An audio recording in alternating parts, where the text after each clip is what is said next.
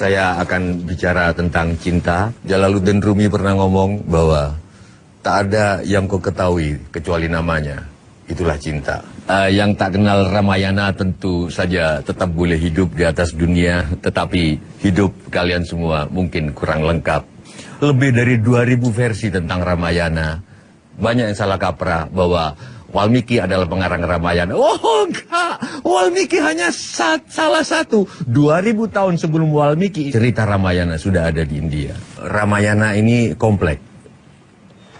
Bercerita tentang Rama dari Ayodhya yang menikah dengan putri Mantili bernama Dewi Sinta. Pernikahan keduanya ini sakral karena dianggap perkawinan langit dengan bumi.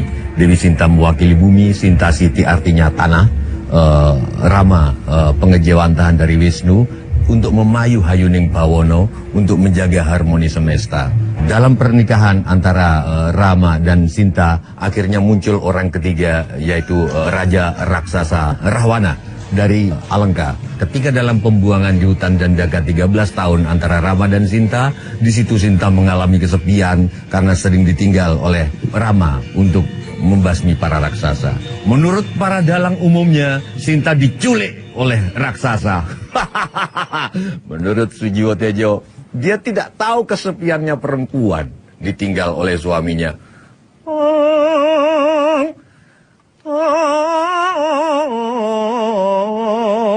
Lamun mati sirojo tati tewaratu.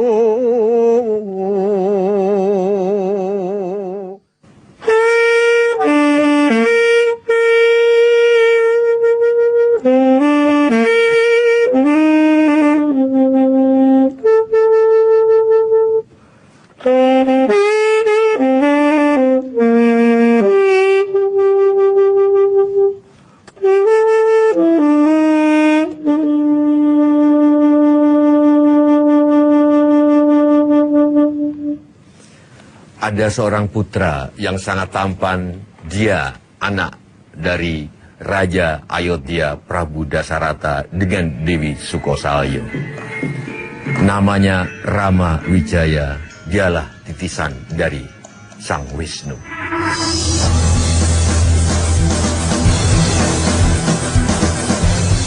Rama ini seumur-umur di dalam pandangan saya adalah orang yang sedih. Bayangkan, baru saja dia memenangkan sayembara dari Putri Mantili, baru dia menikahi Sinta, besoknya mau diwisuda menjadi raja dan Sinta menjadi permaisuri, tiba-tiba dia harus diusir ke tengah hutan.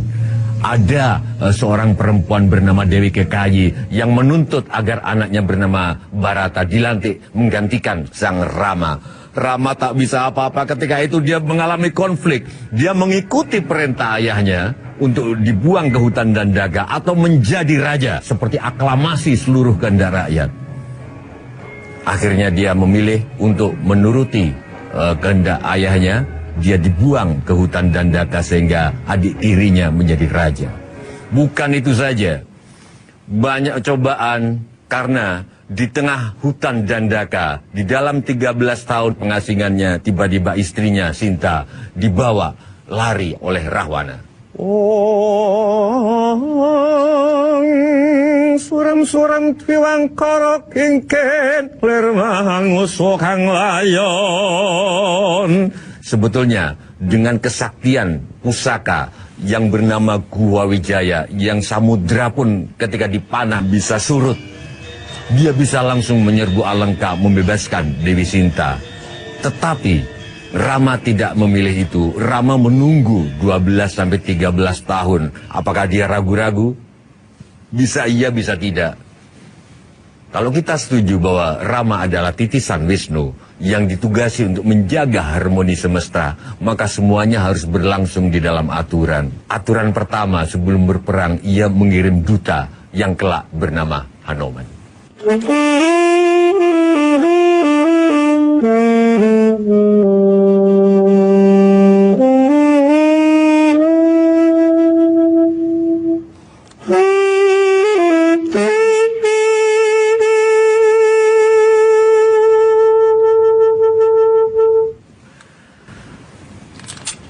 Ini bukan perempuan biasa. Perempuan biasa, kita tahu, sukanya es krim dan coklat, walaupun lebih suka kepastian. Tapi ini bukan perempuan biasa, Dewi Sinta.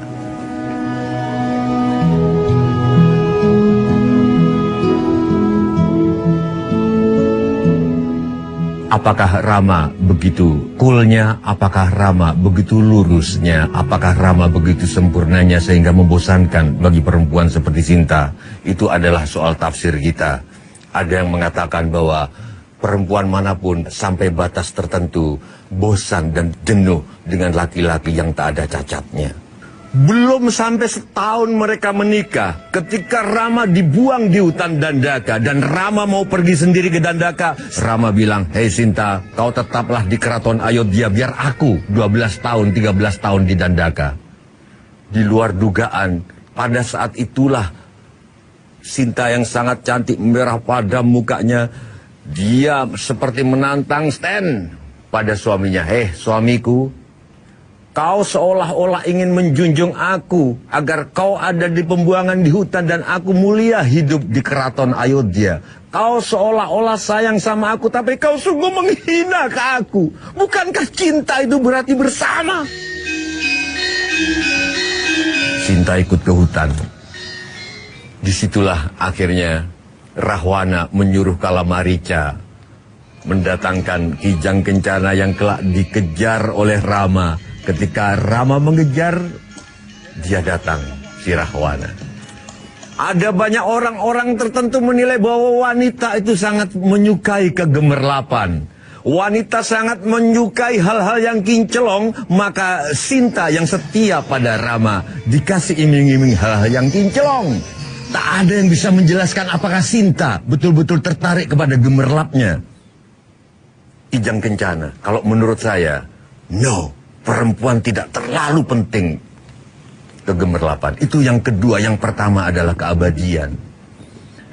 Di tengah kijang itu tertulis namanya Dewi Sinta. Siapa perempuan yang gak kekelepek-kelepek disebut janji abadi?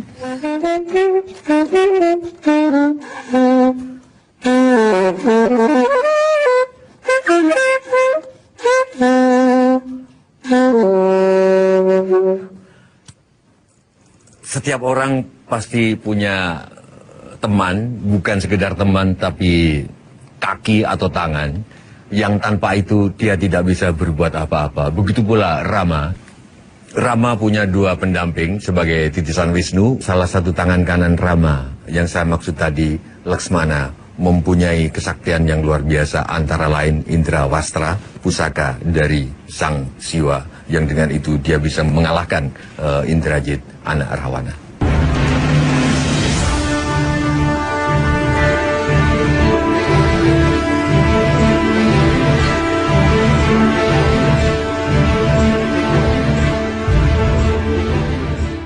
Lesmana termasuk tokoh yang tragis.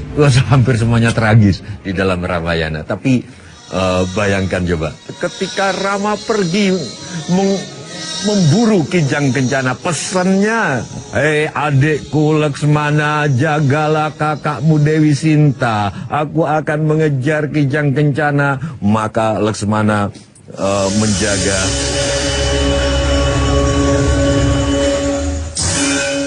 Ketika dia menjaga Sinta, "Hei Laksmana," kata Sinta, "tolonglah kakakmu itu, kasihan sendirian." Kebetulan waktu itu Marica, sang Kijang Kencana ini mengadu-adu, membuat suara seolah-olah dia suaranya Rama. "Oh, Laksmana, tolong aku, Laksmana." Padahal itu suaranya Marica. Dewi Sinta kaget. "Itu Laksmana bantuin kakakmu." "Tidak, Kakanda, aku disuruh oleh Rama untuk menjagamu." Di sana dia bangkit, feeling perempuan. "Kamu pagar makan tanaman ya, kamu kucing garong ya. Kamu kakak iparmu sendiri, kamu pasti naksir sama aku. Kamu pasti mau langkah culiko, langkah curang terhadap aku dengan kepergian kakakmu." Disitulah Laksmana ambil sumpah. Sumpah zaman dulu ya, bukan gak sumpah sekarang. Sumpah sekarang, sumpah jabatan, nah gak ada apa-apanya. Ini sumpah zaman dulu, disaksikan oleh semesta. "Oke Kakanda, agar kau tidak mencurigai aku, saat ini pula aku bersumpah untuk selibat." Apa nggak ngenes, ganteng, sakti, bersumpah untuk jomblo selamanya. Padahal jomblo itu adalah manusia paling sombong di dunia. Jomblo lah orang yang paling merasa bisa hidup sendirian di muka bumi. Lesmana.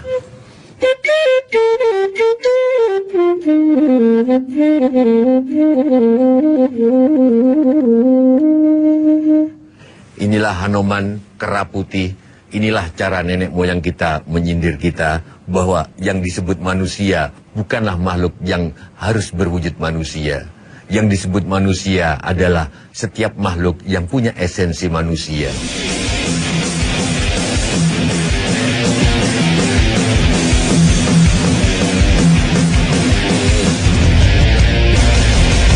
Sejak awal Hanoman memang sudah dirancang untuk sakti. Sejak awal Hanoman memang sudah dirancang untuk menemani Rama. Karena kecerdasan Rama harus dibantu oleh keberanian. Wah, saking gayanya Hanoman. Matahari aja dianggap kayak buah-buahan sama Hanoman. Saking dia bisa terbang, disamperin matahari. Hampir aja matahari ditabraknya. Kesaktiannya sangat luar biasa. Hanoman punya aji yang bisa melesat lebih cepat dari angin. Karena itu dari jutaan kera yang dimiliki oleh Rama, satu-satunya yang dijadikan duta untuk menyeberangi laut, Hanoman yang bisa melompat ke sana. Begitu melompat dia, pijakannya gunung cugruk. Gunung Maliawan dipakai jadi pijakan untuk melompat menyeberangi laut. Semua gunung hancur. Akibatnya Rama memanggil Hanoman. Rama cuma begini.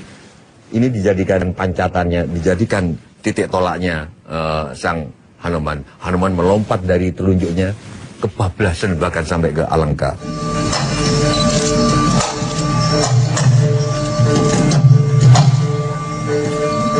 Hanoman itu ketemu di hutan, belum pernah ketemu Sinta, disuruh oleh Rama, Hanoman, temuilah istriku, saksikan apakah dia masih hidup. Sendiko itu artinya siap kalau zaman sekarang. Begitu sampai sana dia bingung, mana Sinta, karena ada banyak tawanan. Ada ribuan tawanan perempuan di situ. Siapa ini di antara banyak perempuan yang bernama Sinta? Karena permaisuri sang Rahwana bernama Dewi Mandodari secantik Sinta. Bingung.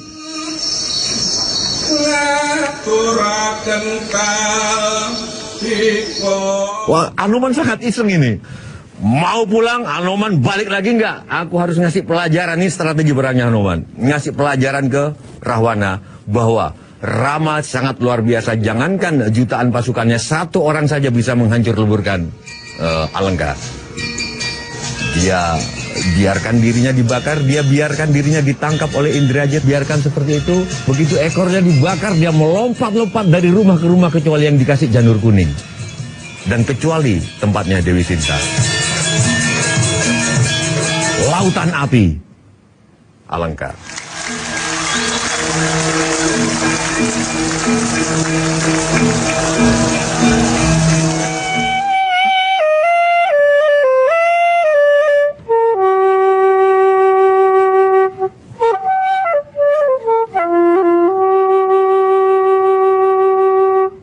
Alat saya makin lama makin kecil dari yang tadi, tetapi yang akan tampil justru makin besar, yaitu Kumbokarno dan Rahwana. Inilah dua digdaya yang sangat ditakuti dari negeri yang sangat indah, yang sangat elok bernama Alengka.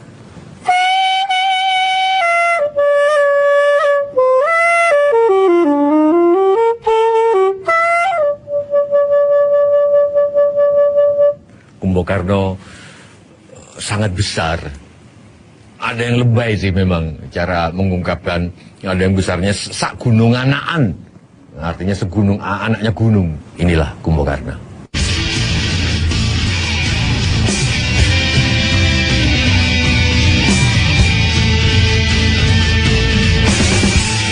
Para dalang sepakat bahwa dia adalah orang yang tipikal tentara, yaitu right or wrong is my country. Ketika itu dia tidur, dan begitu tidur begitu lamanya sampai ketika perang terakhir Rahwana melawan Rama, semua sudah hampir meninggal, semua sudah tiada, dia dibangunkan. Dan cara membangunkan Kumbokarno tidak gampang. Akhirnya tak ada yang bisa membangunkan, Rahwana yang membangunkan. Dia bangun kaget. Kenapa kau membangunkan aku? Karena aku mau menyuruhmu perang melawan Rama. Kakanda, kembalikan itu Sinta. Tidak bisa. Kau mau atau tidak mengikuti perintahku? Kalau tidak mau mengikuti perintahku, kamu makan apa selama ini? Pada saat itu seluruh makanan dimuntahkan oleh Kumbakarna. Ini kakak, lihatlah. Aku muntahkan, aku nggak paten, nggak makan minum dari gajimu. Aku keluarkan sekali lagi. Tetapi aku akan tetap berperang, bukan karena mempertahankan sifatmu yang menculik istri orang. Aku akan berperang karena aku membela negaraku. Cumangka hanggro susu sumbar, lindo bumi honjeng.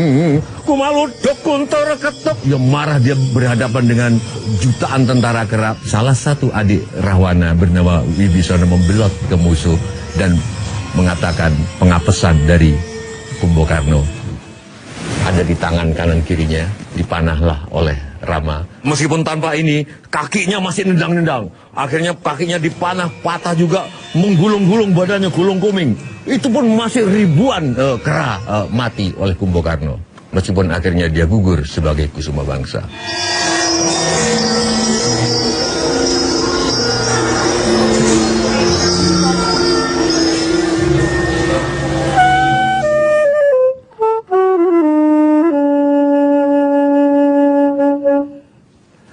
Rahwana pernah bicara seperti ini.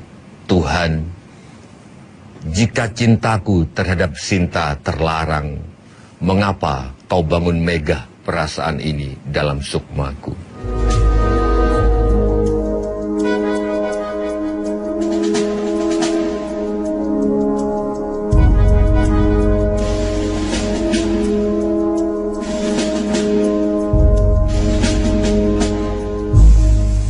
Apa yang saya bisa bilang tentang Rahwana? Dia itu lahir dengan muka yang sangat jelek. Kepalanya 10, tiap 5.000 tahun dia penggal, kepalanya 1 dia penggal. Dia pengen bunuh diri selesai. Menjelang kepalanya yang terakhir dibunuh, dewa datang. Rahwana, papapong waruda yang ditegur umum. Jangan kamu bunuh diri, karena dunia ini perlu baik dan buruk. Dunia ini perlu siang dan malam. Itu sekjennya para dewa. Akhirnya, oke Rahwana, kamu minta apa asal kamu jangan mati? Aku minta 1 kesaktian yang tiada tara. Oke, aku kabulkan. Maka sejak itu tak ada yang bisa menandingi Rahwana. Yang kedua, aku minta titisan Dewi Widowati. Anak-anak, bapak-bapak, ibu-ibu dan saudara-saudara ketahuilah Dewi Widowati itu menitis ke Sinta. Sehingga sebetulnya secara semesta, Sinta adalah jatahnya sang Rahwana. Sinta bagi Rahwana adalah teratai yang berkilau di atas lumpur. Beginilah selama 12 tahun di Taman Argasoka, taman yang lebih indah dari surga. Sinta tiap hari menghunus keris. Disuruhnya dia bunuh diri sewaktu-waktu Rahwana menyentuhnya. Tapi apa yang terjadi? Rahwana hanya datang dengan kata-kata, dengan rayuan. Terakhir dia ngomong, Sinta, tak usah kau menghunus keris dari malihan burung jatayu, karena aku hanya mau menyentuhmu jika kau telah mencintaiku. Di akhir hidupnya, ketika dia mau pamit, Rahwana pamit mau perang dengan suaminya. Sinta bertanya, suamiku itu titisan Dewa Wisnu, dia maha pemaaf.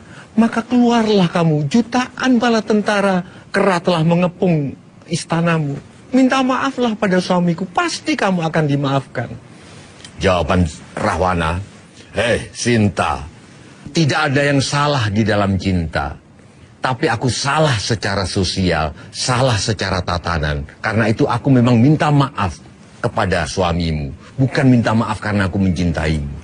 Minta maaf karena aku telah melarikanmu. Tapi caraku minta maaf adalah cara kesatria, yaitu dengan berperang. Terus Sinta bicara, aduh kamu gak akan menang, kamu tinggal sendirian. Semua prajurit dan tentaramu sudah mati. Di sini untuk pertama kali Rahwana marah dalam hidupnya kepada Sinta. Sinta, dengan segala hormat, prajurit-prajuritku sudah mati, rakyatku sudah mati. Kini kau suruh menghentikan perang. Raja macam apa aku ini? Disitulah Sinta menangis. Ketika dia berangkat perang, pundaknya dipegang untuk pertama kalinya oleh Dewi Sinta.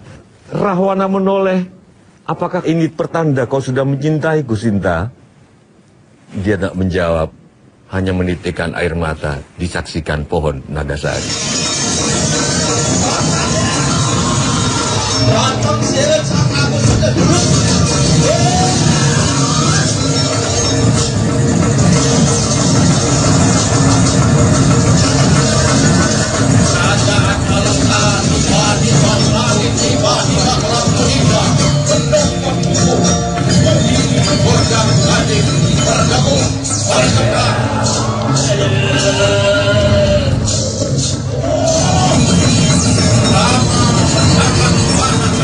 Gugur bulan, gugur ke samudra, gugur cinta ke lautan rindu. Semua jutaan orang menanti itu, tetes, tetes, tetes air mata. Rahwana. Rahwana. Kalau saya boleh menyimpulkan satu hal yang kuat dari cerita, bahwa meskipun Rahwana cintanya begitu agung, tetapi ia tak bisa menikahi Sinta. Pelajaran yang bisa saya petik dari sini, kesimpulan yang makin kuat menggumpal di jiwa saya adalah menikah itu nasib, mencintai itu takdir. Kau bisa berencana menikahi siapa, tapi tak bisa kau rencanakan cintamu untuk siapa. Kayon-kayune para sejati